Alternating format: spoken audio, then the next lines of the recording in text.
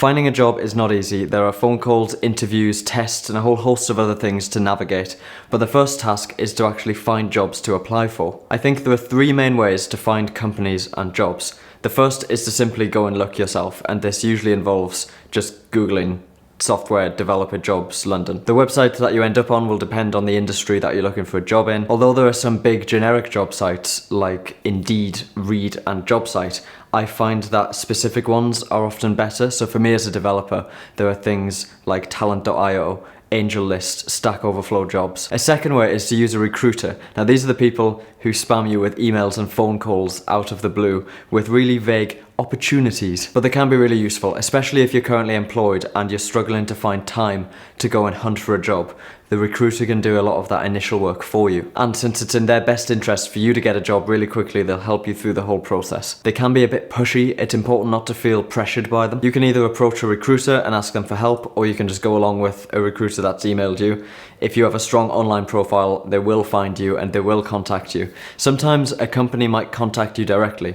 Grays did for me actually, but it doesn't seem to happen very often, and to just sit back and wait for jobs to come to you doesn't seem like the best strategy. The third thing you can do to find jobs is to go to a careers fair. Universities often have them, so definitely make use of that if you can.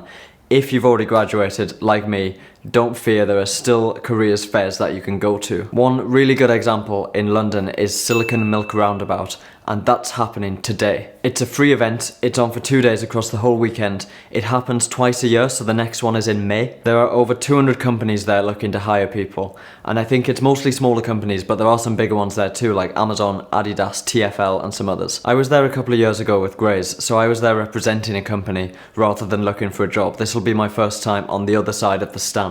It's a great chance to find companies you've never heard of, to talk to people from the companies and figure out if it's something that you might be interested in. And by talking to these people, you can often get a head start on the application process. And I'll talk a little bit at the end about my experience with Grays from the company's point of view. In terms of preparation, it's a good idea to research as many of the companies as possible in advance. I know there are hundreds there and it's impossible to remember all of them, but it helps if you've got some favourites that you want to go and talk to. Secondly, take some copies of your CV, have it updated, print it out, take it along with you. Some companies will take it and they will use it. And finally, have some questions ready for the companies. Know what you want to ask them and what you want to find out. It might be the same thing you ask everybody, that's fine. You might not get long to talk to some of the people at the stands because they're very busy. There are a lot of people at Silicon Milkroundabout, so it's good to be able to quickly get the information that you want. I don't know how important what you wear is at something like this, but I'm going to wear a shirt. This makes a good mirror. It's 2 PM now. It actually started an hour ago, but I didn't think there was any need to be there immediately because it's open till 7 PM. 6 hours searching for a job feels like a long time. So I'll do 2 or 3 hours there this afternoon. I'm going to get the bus there. I'm going to use the time on the bus to research the companies, some of the companies that are going to be there. The Silicon Milkroundabout website has a list of them all. Grays is not one of them this year.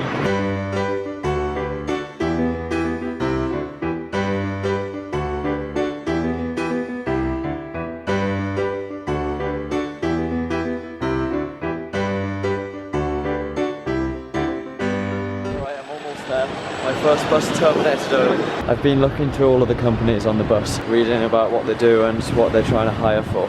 I think the most valuable thing I've gained from doing that is I now know which ones I don't want to talk to, so I don't need to waste my time talking to somebody from a company that I know is not what I want to do.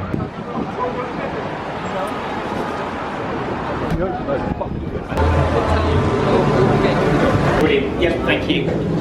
Hello there. Yep, any bag, just need to do a bag check, please. Okay. Have your ticket ready? I have been given a floor plan, information about all of the companies that are here, and this thing to wear around my neck, and you put stickers on which describe what you're looking for. Alright, I've got a few languages on here that I know.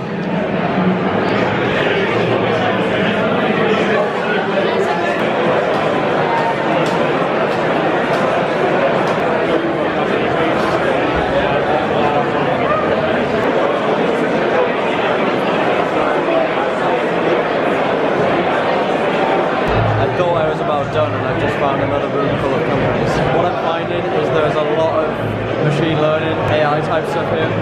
If that's what you're into, a great place to come.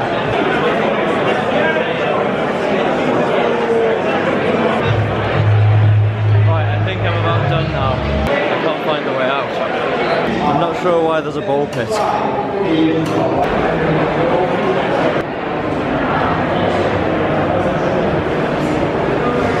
So like I said, a lot of machine learning AI companies, a lot of financial companies, a lot of companies doing risk assessment, and some doing financial risk assessment using machine learning.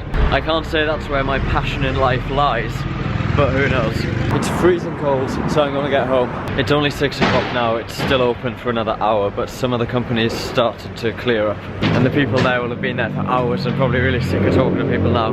And I'd been around the whole place. I've spoken to everybody that I wanted to.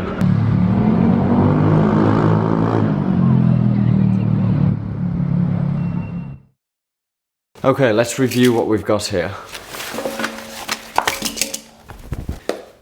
You do get a lot of junk from career fairs. I was talking to a company called Paddle. Somebody who was a developer at Grey's now works there, so I was talking to him. I got a cap and a t-shirt from them.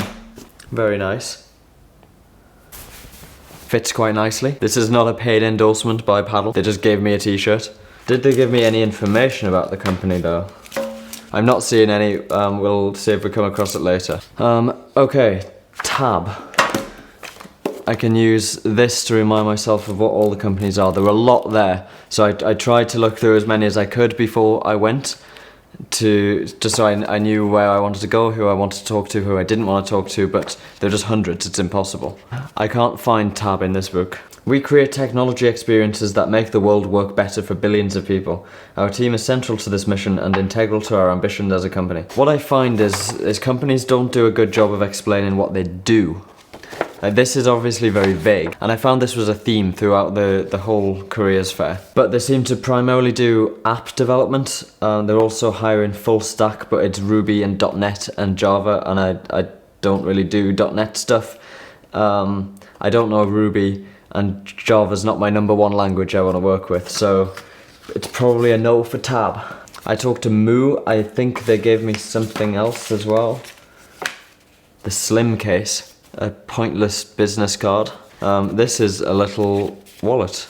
So Moo are a printing company. They're in Farringdon in London. Not much information on here. It's difficult to find out, like, as a developer at this company, what would I do? What would my job actually be? This just tells me what the benefits are, so like 25 days holiday, paid leave, free medical cover. They're all very standard. You get 25 days holiday everywhere. You get a pension everywhere. It's the law. But what are the hiring people to do? I have no idea. And I suppose this is what you can talk to people at the fair about, but there are hundreds of companies there.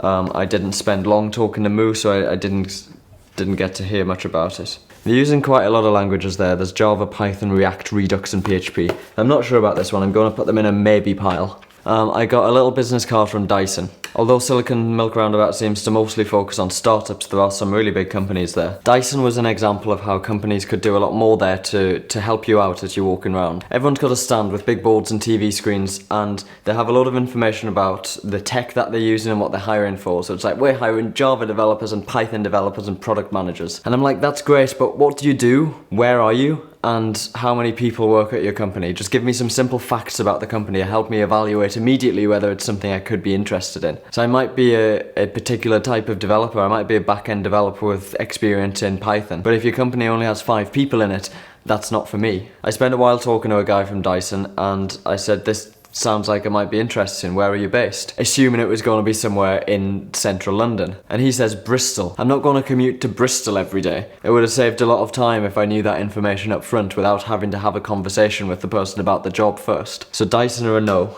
I then went to talk to Algolia because I know the product. They do like a search tool that we used at Grey's. I asked where their offices are. She said, oh, we're based in Paris. Well, I don't think the Northern Line goes to Paris, so I'll take a pass on Algolia. Octopus has given me a little shaker, which is full of mints. I'm not sure why. Again, any information about Octopus? Not sure. A check recipient was an interesting one. They're giving me a lot of stuff here about all the roles that they're hiring for. They are a company with a very niche product. When you send an email, there's a chance that you'll mistype the email address and send sensitive information to the wrong person. and they make a product which protects against this, and they use machine learning just like everyone is doing these days, or at least claiming to do. And then it'll stop you from sending the email if it thinks you've got the wrong email address. So it seems like a small team at the minute. They're planning to scale a lot. I'm not super convinced it's an interesting product to work on. I mean, I'm sure it is, but for how long can such a niche thing be interesting for? I think this is a maybe. They're hiring full stack, front end, Node.js and Python developers, so plenty to choose from here. Trint, or however this is pronounced. This is a startup. The product was quite cool. He gave me a little demo of it. It just does transcription of videos. You give it a video and it'll tell you what the person's saying. Obviously that's a solved problem. So he told me what they were trying to do differently, and it's just a really nice editor so you can fix problems. But really small company, so not what I'm looking for. Decision Tech, it's another one that's really vague on the website, but I think that they power comparison sites. They've got some logos at the bottom there. Broadband choices, compare my mobile, sell my mobile. I don't know what full site is, but they're the tech behind that. This one's a maybe. OneFlow, I didn't quite get what they were doing, but it was another tiny company, so I'm putting that on the no pile. Chelsea Apps Factory, I don't think this matches my skill set very well, because it's just mobile apps again. This is a funny little business card.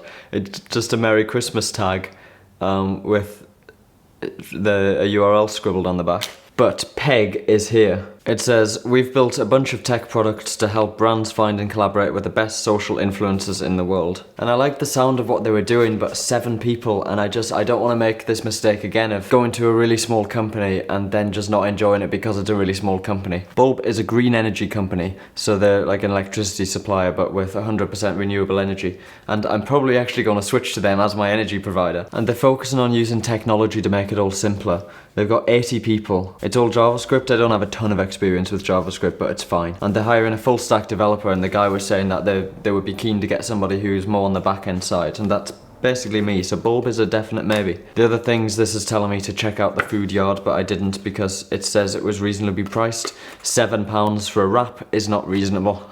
This is a big Silicon Milkroundabout poster with a floor plan on the back. This seems slightly wasteful, like I don't know how many people use this because you just walk around everywhere anyway. This little book might be useful for finding companies. It's really easy to see like where they are, how many people they are, and one-line description of what they do. My name badge, an extra little Christmas sticker on there. My advice would be don't go too crazy with these purple stickers. Don't put on everything you've got experience with, just go with the things you want to work with or that you're best at. Okay, I've got a lot of work to do as a result of this. I've already got some emails from the companies that I gave my details to. I think to wrap up, it's a great job fair to go to if you're in the technology industry. It's definitely worth going to because it's free, it's over the weekend, it doesn't take any time out of work. But to give you some insight from the company's perspective, because I have been there with Grays and we took CVs, what you say on the day does matter to a small extent. Obviously, as a company there, as a person representing a company, you talk to like hundreds of people throughout the day. It's a very long and tiring day. Definitely worth taking CVs, by the way, and giving them out. But unless you're going to go crazy and give them to everyone, you probably only need about 10 to 15. But when we were talking to people, we would make notes after they'd gone away. We wouldn't take notes in front of them, you don't see this happen, but we'd take the CV and we'd go back behind the stand and we'd scribble some stuff on really quickly about the person. And often decisions are made then about whether you think that person is good for the role or not. So unfortunately, even though you're just having a quick chat with one person, what you say does matter, because if they go away with a negative impression thinking this person's not right for the job, that might ruin your chances outright, because they're going to go back to the company, they're going to feed this back to whoever is going to make the decision. And when you've got like 200 CVs, you need some way to start filtering them down, and that might be it. I don't know what every company does. Some probably don't take into account the day at all. And they're there just to advertise, and their recruitment process is separate. But at Grays, it was very much connected. So after we'd got all the CVs and we'd filtered out the ones that we didn't like, we'd follow up with a lot of people and they would become our applicant pool. So it's not only a good way to find companies and find places to apply to, it's a good way to actually apply to companies. So to sum up, it's definitely worth going, especially if you're into smaller companies. But even if you're not, there are plenty of bigger ones there. But also take it seriously and prepare as well as you can. If you're currently looking for a job or you're going to be looking for something in the near future, best of luck. I hope you find something that's great. Thanks for watching.